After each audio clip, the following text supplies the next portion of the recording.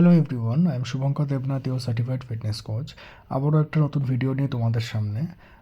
জানি অনেক দিন পরে ভিডিও আপলোড করছি আবার, কারণ শরীরটা একটু খারাপ থাকছে এই মুহূর্তে।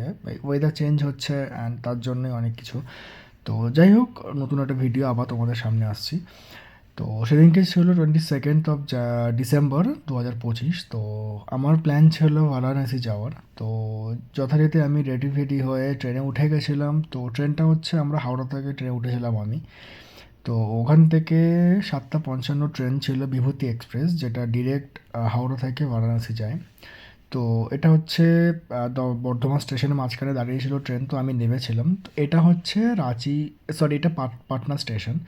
তো যাই হোক, ট্রেনের মধ্যে খুব একটা শ্যুট করতে পারিনি।